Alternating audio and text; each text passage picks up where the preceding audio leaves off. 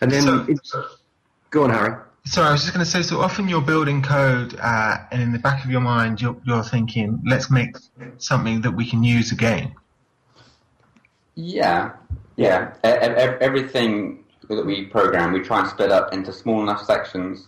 So maybe you won't be able to use the dog grooming app again, but you might be able to use the code that runs the menu system inside of that dog grooming app, for example. You can strip out, or the social side of the back we always strip out. Yeah. So lots of things. You'd be surprised how much you can reuse.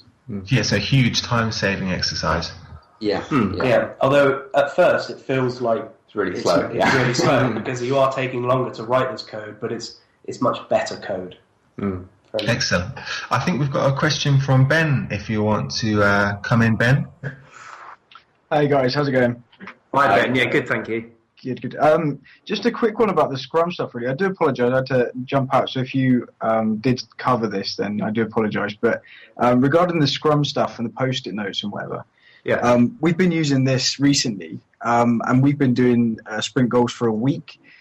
Do you find doing a sort of longer sprint goal works better, or do you find keeping it nice and short, like on a weekly basis, or...? It depends on the product, and it depends on how quickly you... Because the idea is after every... If your goal is per week, after every week you need to build something for you to actually test. So if it actually takes you quite a long time to build, you might want to increase that to 2 weeks, because it's always... You've got to tie things up at the end. Yeah. So in some cases, like one week is fine, and if it's just... you and someone else, that's usually okay. But and that also means you can change things after that sprint goal and make a new sprint goal on the second week. But if you're in a large company, 2 weeks is probably better, because you can tie things up a lot better in 2 weeks. Yeah. Also, because we work on a lot of projects simultaneously, some you won't be able to finish your we call it a sprint.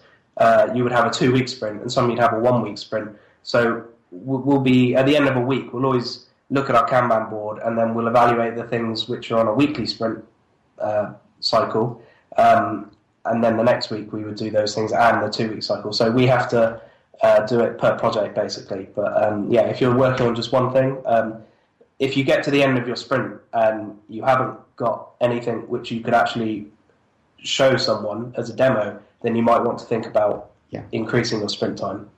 And there's no problem with doing that, because it's down to the project requirements, basically.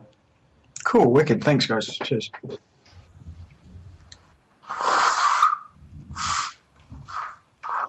I've got a question from Richard, and he'd like to know, has Rancon made any games for the PC, or are you exclusively a website platform? We try to be complete technology agnostics, so we could build anything for any platform using the technologies we use. In terms of what our clients have asked us to deliver, we've had a lot of exhibit work which has been for PC, but it's never really been distributed because it's just there for that exhibit. Have we got any that have been distributed? We must have some. We have some old mini world games that on PC. I think it was Mini World Golf, and that was actually a PC run game, not Flash based. But we haven't done anything recently that's for PC, apart from obviously all the kiosk stuff. Yeah, nearly everything we do now is all mobile platform. So it's Android and iOS mainly. Something that's very important to us is that actually, with the technologies we use, we can still deliver it for PC. It's just that that's not really what people are asking for at the moment, actually. Excellent. And I think Muir has a question, just back to how you're balancing your projects. Muir, do you want to come in? Yeah, basically my question is, on your Scrum boards, are all of your projects on the one board, or is there a way that you separate them out so that people don't get confused? Yeah, we put everything on one board, and the reason for that is that every person is on the same board as well. And the idea is that actually I could jump onto a completely different project on a specific task because I can see it's there waiting and to do. So we tried to keep everything together. However, we do color code things to make it easier to see. Yeah, but it's not project based. Actually, our projects we normally do are quite short, and that's why we've chosen to do that. So I mean, like a kiosk game could only take like 3 days or 2 days. Could also take a week, but that's my developer being too overzealous. But ClickDeck, for example, they've got their own large board just for the one app that they're producing. Yeah. And we've got a really large project at the moment for Capsark, and that's we've pretty much made our own section of the board just for that one project. It is still on the same board, though. It is still on the same board. Everyone can still see in one place what everyone's doing. Yeah. So. Excellent. And Paul has got a question about diverse working. If you want to come in, Paul. Hiya, Paul from Gallant Cloud Games. Just basically about diverse working. A lot of our team members are working remotely and that sort of thing. Have you got any tips or tools that you may sort of use or recommend using to sort of alleviate the difficulties of remote working? We don't use that many people outside of the business, do we? We've started to. We have started to recently. Previously we haven't really. But we've had a really successful run working with a few outsourced developers at the moment. And the things that really help that are having this code repository. Because we can actually see what everyone's doing every time they're putting stuff up there. And making sure you have really good lines of communication. You're talking and checking up with them really regularly. Even if they haven't really got anything to say, just check in with them and make sure that they know you're always available to talk to if they have any problems or anything. I think that's the key, kind of just keeping the lines of communication open. And as Matt says, even if there's nothing to talk about, it's still making sure that you talk to somebody maybe every day or every other day. And we have Emma here, who's our lead producer, and she's really the client. She's the face of the business with our clients and our the developers and the programmers that we use. And we use a thing called Basecamp. And that is a great system for sharing our work and our progress with our clients. And it's collaborative, so that they can add to it, they can add questions, they can comment on the things that we post. We also put our outsourcers, we give them access to that same system as well, so they can communicate directly to the client as well.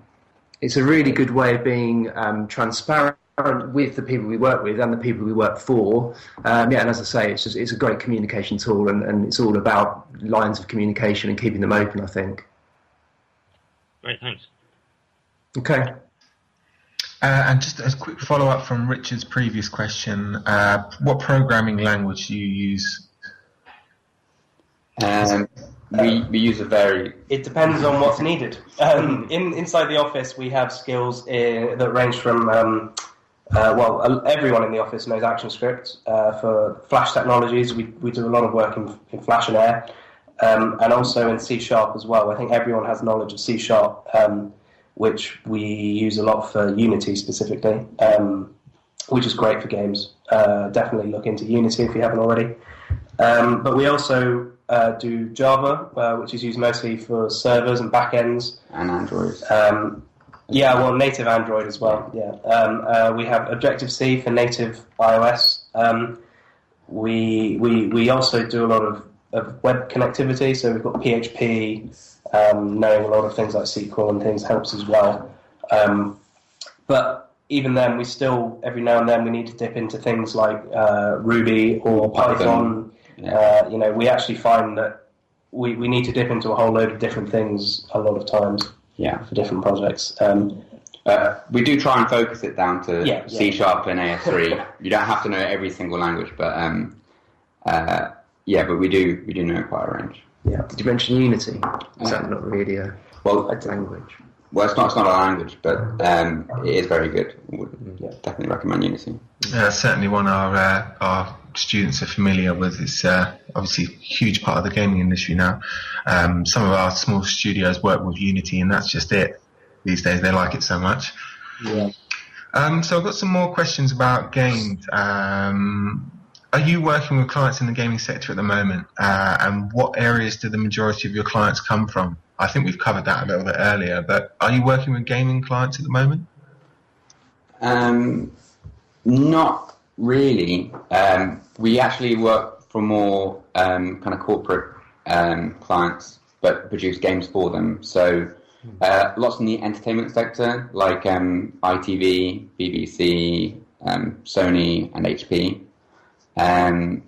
And yeah, I think most of them come through word of mouth and recommissions, all the big ones. We are potentially looking at some new games. We are kind of in negotiation with a couple of businesses at the moment, brands that you would know, who want to initiate games with us, but under a very specific model. And that would be essentially a revenue share model, where what they bring to the deal is their brand and the strength of their brand. But that's all. And it would be our responsibility to fund and build the game for an agreed revenue share at the end. So we are unsure about that at this stage. As I say, we're in negotiation. But there's potential new games on the horizon. And those games would either most likely to be a freemium model. And is that a trend that you're seeing in the industry at the moment? Is that the sort of thing that developers or brand owners are looking for? I keep seeing it appear recently. Yes, yeah. It's a tough one, because somebody is talking to me about it at the moment for a brand that isn't big, isn't well known, but has great potential, I think. So it's a difficult one for us to really govern whether it's something we should get into or not. Well, it's definitely popular at the moment. I'm not sure if it's going to last forever, the freemium model. I'm not sure if... No, it's been getting it's been getting more and more bad publicity lately. And a lot of people are switching back. Yeah, and a lot of big brands are kind of doing it wrong, as people are saying. There was an article about EA with their latest Dungeon Keeper app out lately, and just everyone's getting a lot of bad publicity every time they do this, because they just look like money-grabbing companies, and With one particular brand, we actually our pitch to them was not for a freemium game; it was for a one-off purchase game.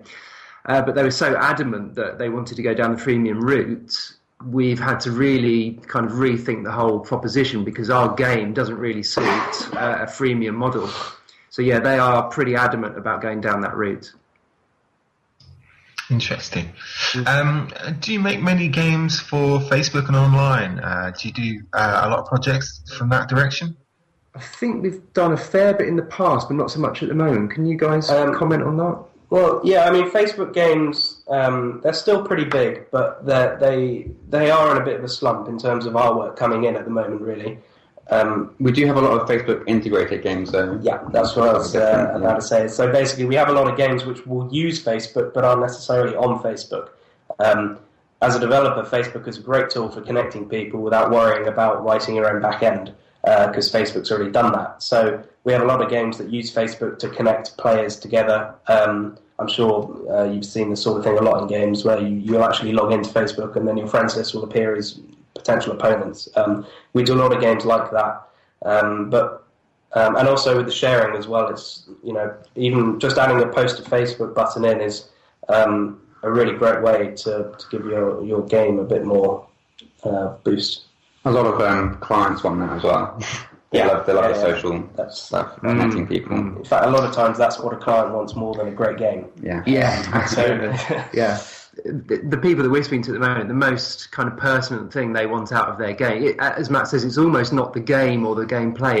It's the connectivity that the game offers. So be it a high score table or multiplayer across the network or something like that. It's more about the connections as opposed to the actual gameplay, I think. And it's a great way to grab people's data as well without them really realising. It's a great way to get people's email address. And obviously, if you ask someone to type that in somewhere, they're going to be a bit reluctant. Ask them to sign into Facebook.